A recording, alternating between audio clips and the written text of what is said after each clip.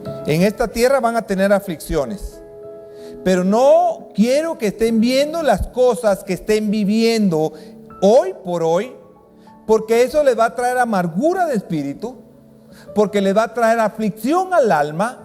Y yo necesito que vean las cosas que no se ven, las cosas eternas. ¿Por qué? Porque de las cosas eternas puedan estar en el aire y se pueden materializar por medio de la fe. Si yo confío en Dios, sé que hay un Dios superior, hay un ser superior que está conmigo. No lo puedo ver, pero siento su presencia. Pero siento paz, porque sé que hay alguien conmigo que no va a dejar que algo me pase. Uno de esos momentos más intensos que vivió el pueblo de Israel fue el proceso de la salida de Egipto. Estaba el pueblo de Dios preso en esa gran nación, bajo la opresión de los egipcios. Y Faraón, usted sabe que es figura de Satanás.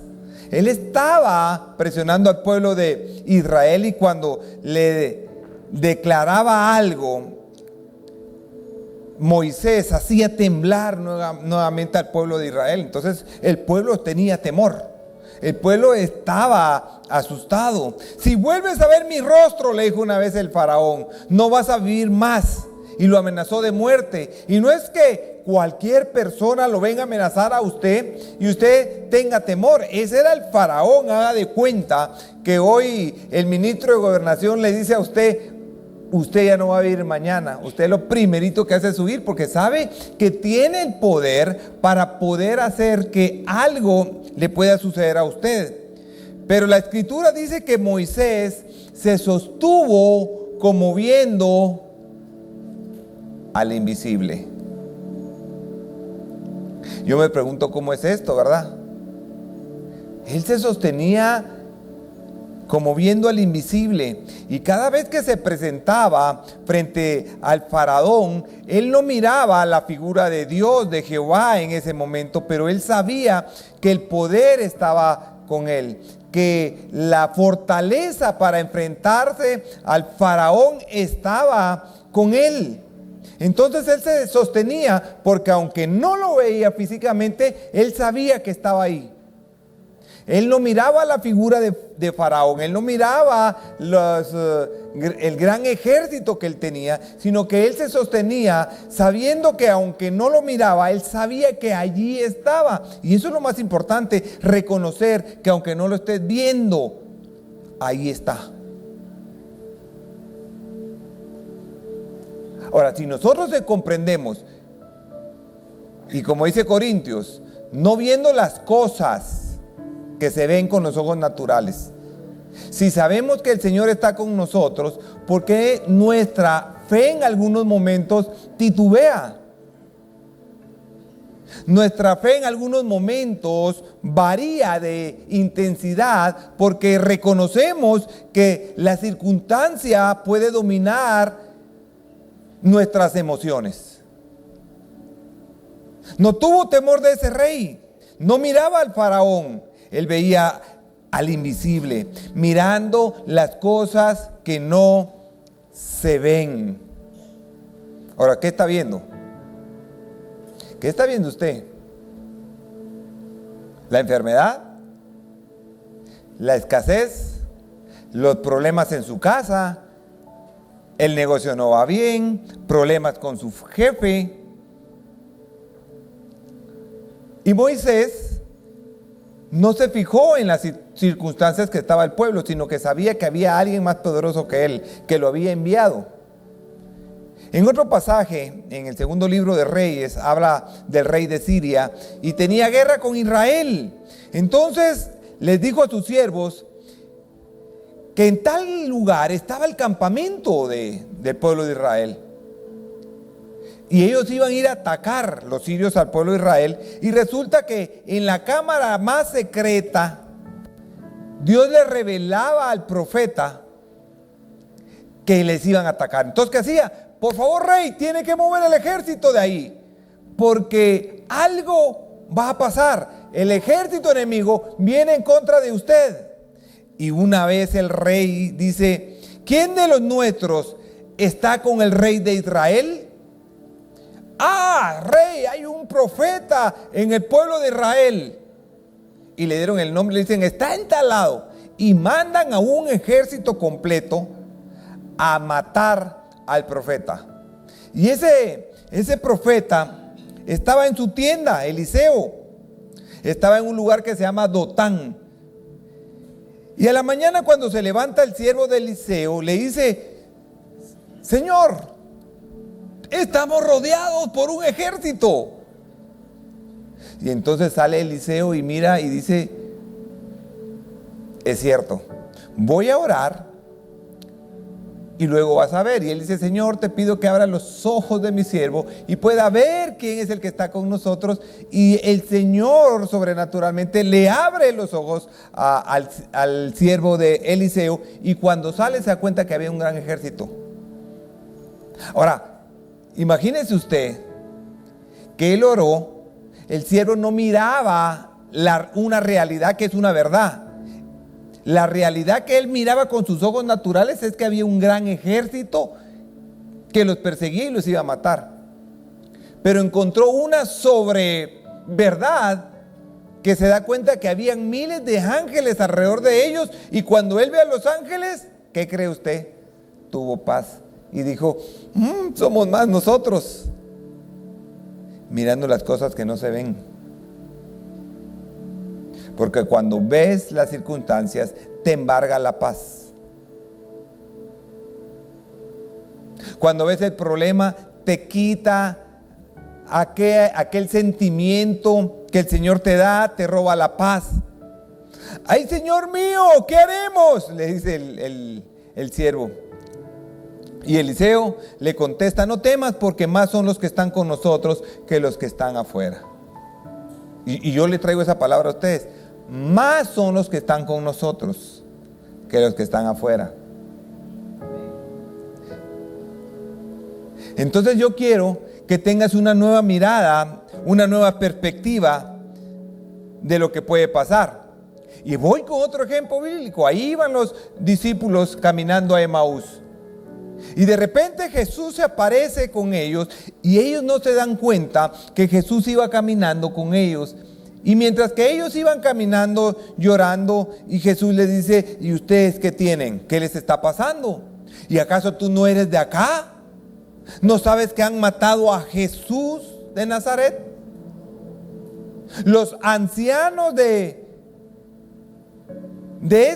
esta nación mataron a Jesús.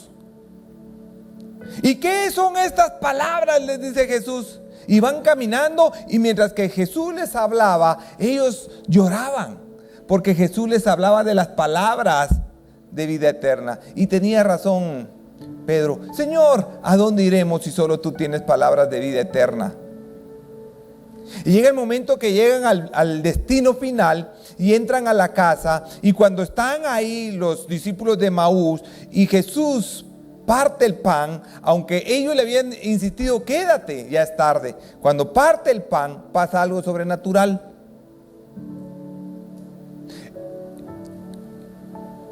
Ellos pueden ver y se dan cuenta que era Jesús. Y en ese momento que parte el pan, pues Jesús se va. Inmediatamente los discípulos regresan a Jerusalén y van a decirle a Pedro y a todos los discípulos: Jesús está vivo, sí lo sabemos, ya se había aparecido a María y a otros de nosotros. Llevaron las buenas nuevas, pero lo que les quiero decir es de que ellos no habían visto y habían caminado con Jesús y no habían distinguido la gloria de Dios que iba acompañado con ellos. Ahora yo te podría decir: la gloria de Dios va contigo. ¿Y por qué vas llorando? ¿Por qué te vas quejando? ¿Por qué estás asustado? ¿Qué es lo que está sucediendo? Y Jesús a la par contigo diciéndote: ¿y qué son esas palabras? ¿Por qué estás actuando de esa manera? Tenemos que pedirle al Señor que nos dé una nueva mirada, una nueva perspectiva de vida, algo que nos pueda reconfortar y que nosotros podamos caminar confiadamente sabiendo que las cosas van a estar bien. No viendo las cosas que se ven, sino mirando las cosas que no se ven. 2 Corintios, capítulo 4, versos 16 al 18 dice: por tanto, no desmayamos. Antes, aunque esté muerto, este hombre exterior se va desgastando, el interior, no obstante, se renueva día a día, porque esta leve tribulación momentánea produce en nosotros una cada vez más excelente y eterno peso de gloria, no mirando nosotros las cosas que se ven. Vuelve a repetir aquí que no tenemos que ver las cosas que se ven, porque las cosas que se ven nos van a desgastar, porque las cosas que se ven nos hacen tener un sentir muy distinto a lo que Dios quiere que nosotros sintamos. Está hablando de leves tribulaciones momentáneos, y eso es lo que hace la mayor parte de creyentes. Solo ven las tribulaciones momentáneas. Solo ven la aflicción momentánea, la dificultad momentánea. Pero la Escritura dice: no vean las cosas que perciben con los ojos. Empiecen a ver las cosas que no se ven, porque esas son eternas. Entonces, damas y caballeros, tenemos que ver las cosas con una mirada diferente. Es tiempo de cambiar la mirada. Tú ves pobreza alrededor, ves enfermedad alrededor.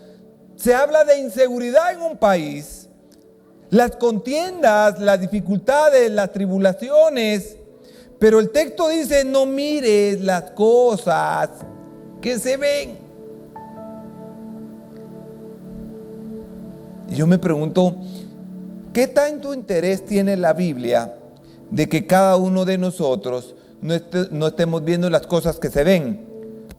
Porque al ver las cosas que se ven, nos van a traer aflicción. Porque las cosas que se ven hoy, el Señor las puede cambiar. Por eso el creyente, dice la palabra, llamamos a las cosas que no son como si fueran. O sea, las cosas que estoy viendo ahorita no es la realidad. La realidad es llamar a aquellas cosas que no estoy viendo a la realidad. No sé si me explico. ¿Cómo explicarlo? El Señor está interesado que nosotros no estemos viendo las cosas naturales. Entonces hay una circunstancia, necesito avanzar, necesito progresar, necesito tener acceso a una puerta, pero necesito una llave.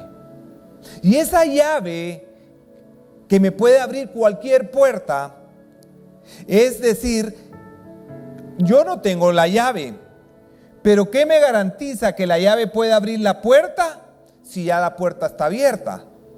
Entonces no necesito la llave. Entonces llamo a las cosas que no son como si fuera y voy caminando seguro que esa puerta la voy a atravesar aunque no tenga la llave, y la seguridad es que cuando la abra va a girar la manecilla. Llamamos a las cosas que no son como si fueran. ¿Cómo sé que esa puerta está abierta o está cerrada? Nadie lo sabe, nadie lo ha intentado. Pero yo voy con fe, seguro de que voy a abrir esa puerta y la voy a atravesar. ¿Qué puerta es la que tú necesitas que esté abierta? Efesios dice: porque nuestra lucha no es contra seres humanos, sino contra poderes, contra autoridades, contra potestades que dominan este mundo de tinieblas, contra fuerzas espirituales malignas en las regiones celestes. Entonces hay un mundo espiritual, y ese mundo espiritual es la oposición que se nos pone el día a día en esta tierra. Y el Señor nos dice: ¿saben qué? En esta tierra van a tener aflicciones, pero no quiero que estén viendo las cosas que estén viviendo hoy por hoy porque eso les va a traer amargura de espíritu, porque les va a traer aflicción al alma. Y yo necesito que vean las cosas que no se ven, las cosas eternas. ¿Por qué? Porque de las cosas eternas puedan estar en el aire y se pueden materializar por medio de la fe, llamando a las cosas que no son. ¿Cómo recibís un milagro?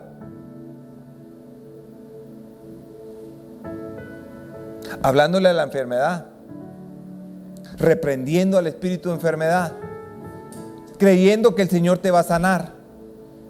Estás llamando a las cosas que no son y entonces llamas a tu salud. ¿Estás enfermo? Señor, te pido que me sanes. En el nombre de Jesús, yo llamo al Espíritu Sanidad. Espíritu Santo, te pido que yo esté sano. Te pido un empleo. Entonces tú empiezas a caminar en un mundo espiritual. ¿Por qué hablo en un mundo espiritual? Porque en el mundo espiritual hay entes que se mueven, espíritus que se mueven, que sí pueden ejercer algún poder en esta tierra. Pero es más poderoso el que está con nosotros. El primero que se opone a que tú prosperes, el primero que se opone a que tú camines en una vida de bendición, es el diablo. Él quiere verte acabado. Primero te odia. ¿Y sabes por qué te odia? Porque eres creación de Dios. Simplemente porque eres creación de Dios, tú ya llevas las de perder con Él. Eso es lo que el diablo cree. Pero el Señor te dice, tranquilos, confiad, yo he vencido al mundo. Confiad, yo he vencido al mundo. ¿Qué es lo que tenés que hacer? Entonces es tener la plena confianza en Dios, que no hay nada que me pueda tocar, que no hay nada que me pueda a mí ofender. ¿Saben por qué? Porque no hay arma que vaya a prosperar contra tu vida, porque antes que esa arma se vaya a fabricar, el Señor la desintegra. Nunca llega a fabricarse. Entonces el evangelio es para locos. Sí. Porque yo todo lo que le estoy diciendo, que es Biblia, ¿cómo va a llamar usted a las cosas que no son como si fuera? Solo un chiflado lo hace.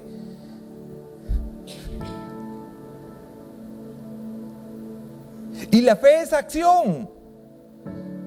Para yo poder obtener algo por medio de la fe, tengo que tener una plena confianza en Dios. Porque si yo no tengo una plena confianza en Dios, no voy a tener fe.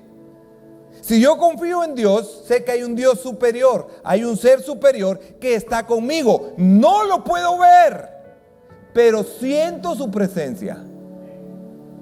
Pero siento paz, porque sé que hay alguien conmigo que no va a dejar que algo me pase.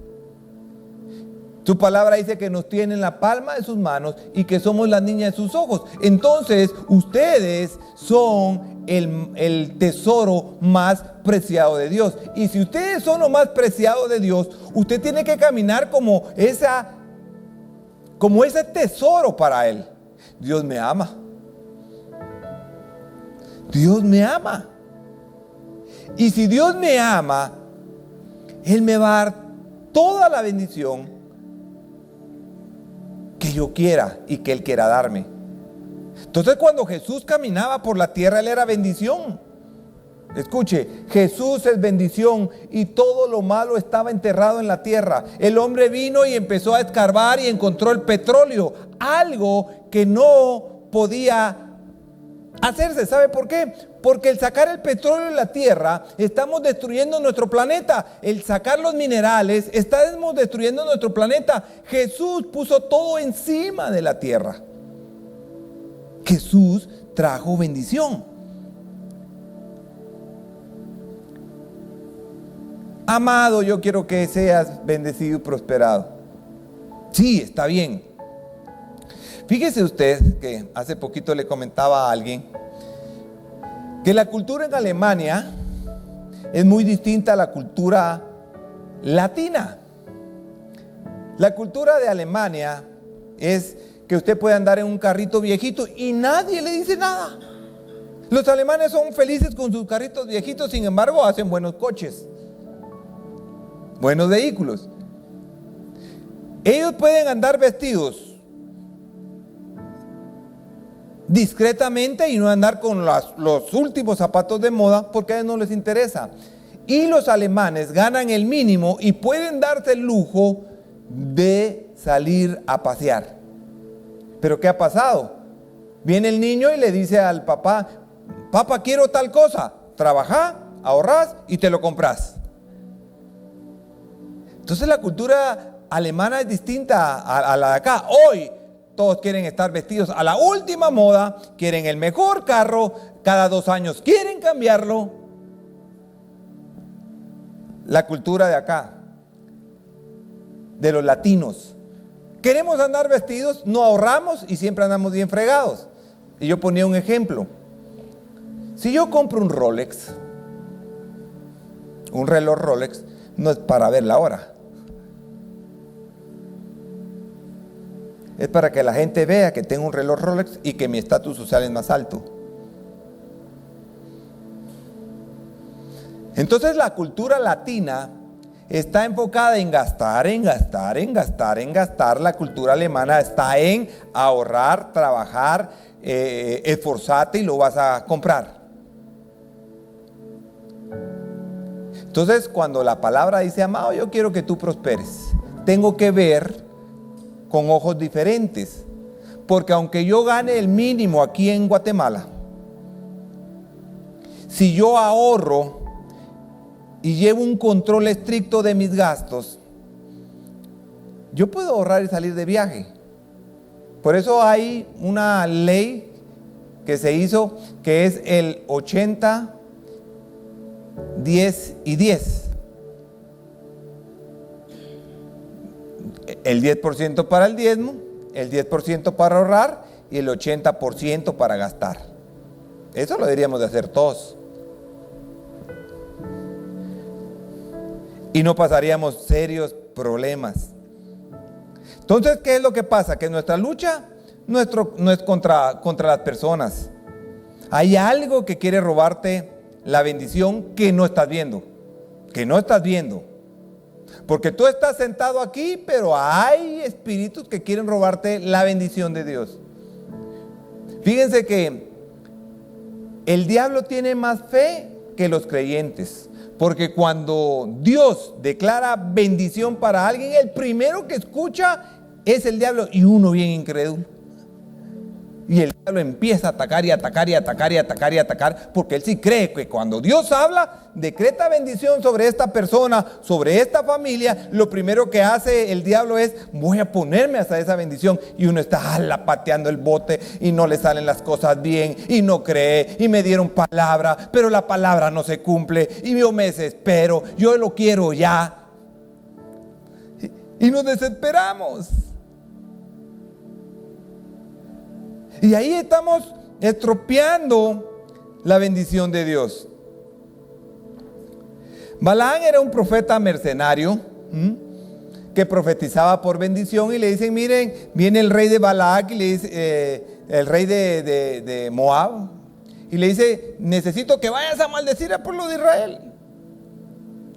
Y el Señor le dice: no vayas. Y se sube en un asno, y se sube en este asno, y de repente el asno se para, le pega a él a la burra, y empieza a caminar la burra, se vuelve a parar, él ya enojado porque esta burra no es tan obediente, le vuelve a pagar a la burra, y en un estrecho hay 2 paredes y la burra no cabía, y de repente la burra se da cuenta de la presencia del ángel del Señor, la burra de Balaam, y se postra. Y de repente el Señor le desata la lengua a la burra y le dice: ¿por qué me pegas?, le dice la burra, si siempre te he obedecido. Y él se queda admirado, pero de repente ve algo que no había visto, que la burra sí había visto, y ve un ángel que es figura de Jesús con una espada, y le abrieron los ojos, mirando las cosas que no se ven.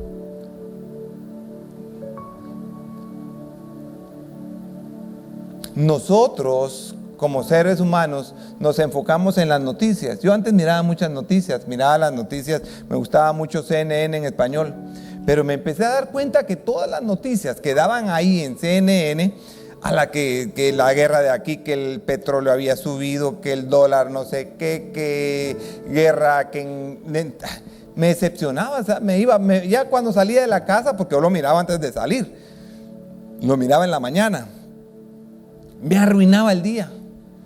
Solo malas noticias. Dejé de ver noticias. Me cambié de barbero. Cada vez que iba con el barbero me contaba unas que yo salía triste, me daban ganas de ayudarlo.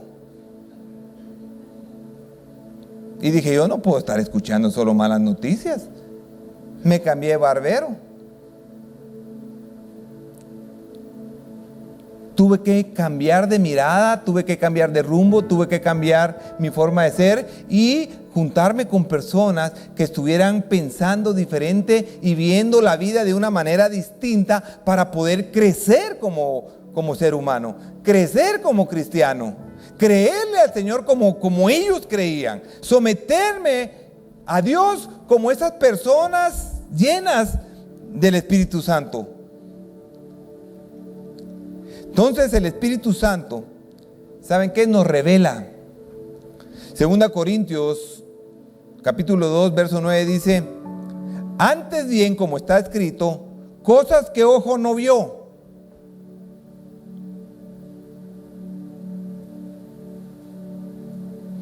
que ojo no vio, lo que no se veía, ni oído oyó, ni ha subido en el corazón de los hombres, son las que Dios ha preparado para los que le aman. Escuche, cosa que ojo no vio, cosas que el hombre tampoco escuchó, ni han subido a su corazón. Y 2 Corintios 2:10 dice: pero Dios nos reveló a nosotros por el Espíritu, porque el Espíritu todo lo escudriña, lo profundo de Dios. Entonces el Espíritu Santo puede hacer que nosotros veamos. Juan 14:16 dice: Jesús dijo: yo rogaré al Padre y les dará otro consolador, para que esté con vosotros para siempre. El mundo no lo puede recibir porque no lo ve.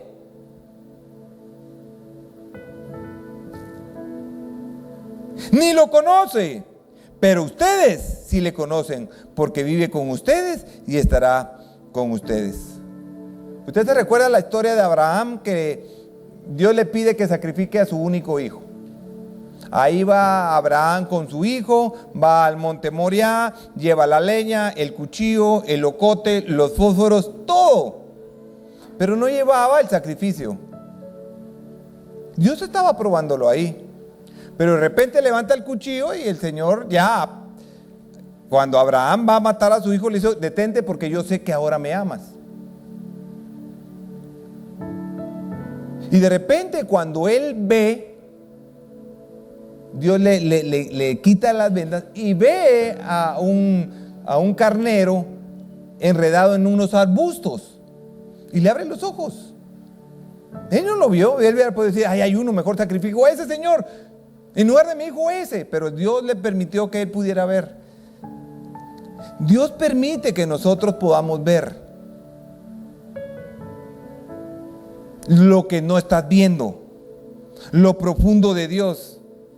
Mire, yo no sé cuándo se recuerdan, pero cuando empezamos a comprar las sillas, empezamos a decirles: hermanos, nosotros queremos que usted nos colabore con las sillas cuestan 350 quetzales, y pues los que quieran dar 100, los que quieran dar 150, y empezamos a pedir, y se me acercó un hermano y me dijo: mire, fíjese que yo solo tengo 150 quetzales, y le voy a contar, y lo dio. Pero ese día, meses anteriores se había quedado sin trabajo. Y se había ido a vivir con la mamá porque ya no podía pagar la renta. Y ese domingo tenía 150 quetzales, le pide el carro a la mamá y dijo: le voy a echar gasolina y después nos vamos a comer unos chuchitos por ahí. Ese era lo que él tenía planificado. Pero él sintió en su corazón que tenía que dar los 150 para la silla. Entonces le dice a su esposa, mira, fíjate que siento que tengo que dar el dinero, lo único que tengo, pues solo 150 tenía. Y la mujer, ¿qué cree que le dijo? Dalos. Bueno, se fueron los chuchitos, la gasolina, el carro era la mamá, se va de regreso. Pero ya casi llegando a su casa, estaba su amigo que se dio cuenta que iba en el carro de la mamá y lo para. ¿Qué tal vos? Buscándote andaba. ¿Te recordás? Aquel cliente que me presentaste me compró el terreno y ahí ando cargando la comisión de aquella venta. Mire, con esa comisión él compró su carro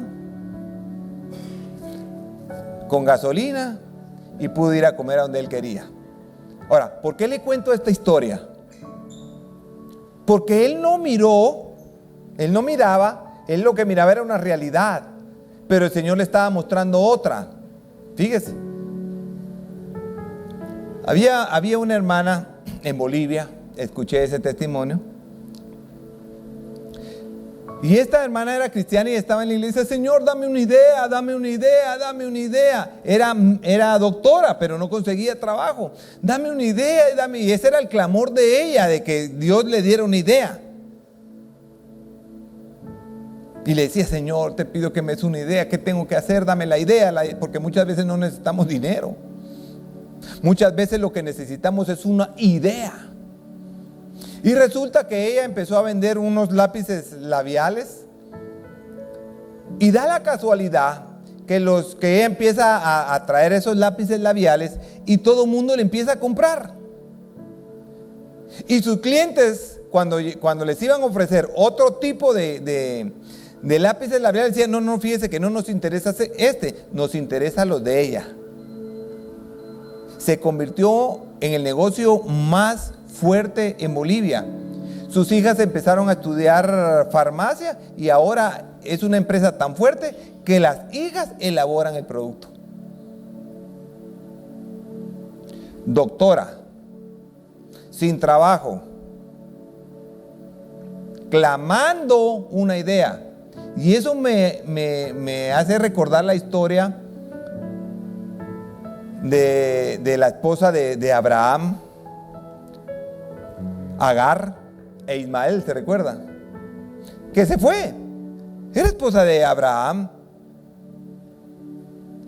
Ismael sabía cómo orar, sabía cómo clamar, sabía cómo poner las ofrendas porque su papá lo hacía.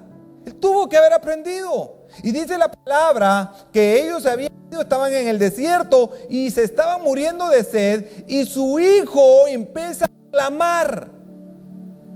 Me recordé de esta doctora, que ella empezaba a clamar y decía, dame una idea, dame una idea. Y el niño empieza a clamarle a Dios y entonces Dios le habla a Agar y le dice, he escuchado el clamor de tu hijo.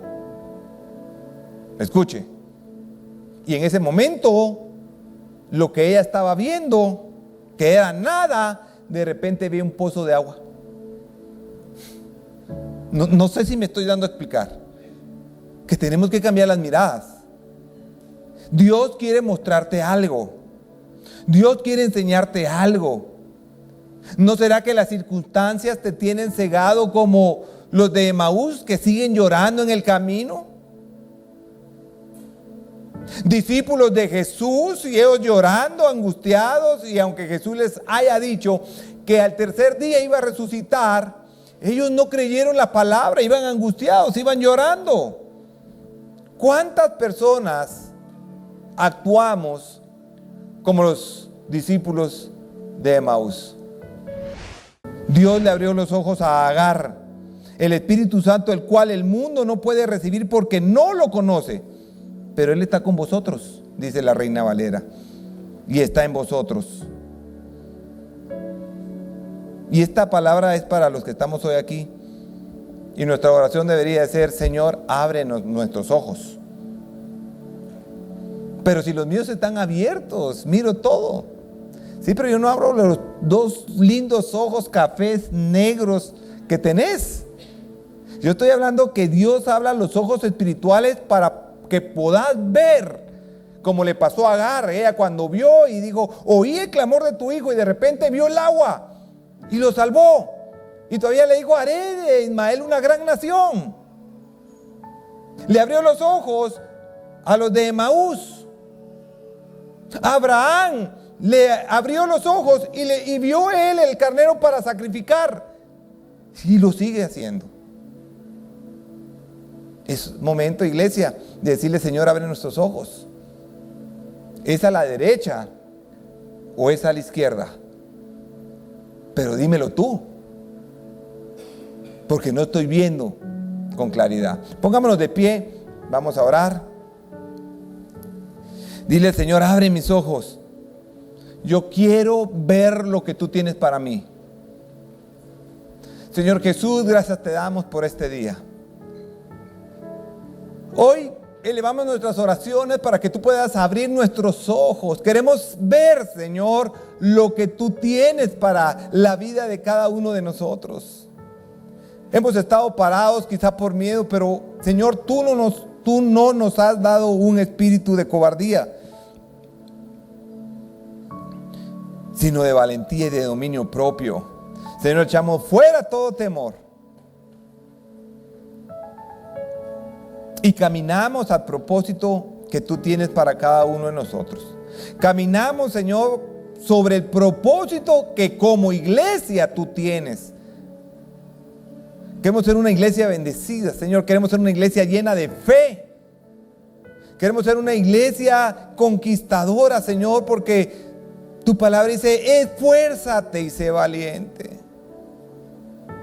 Dos connotaciones.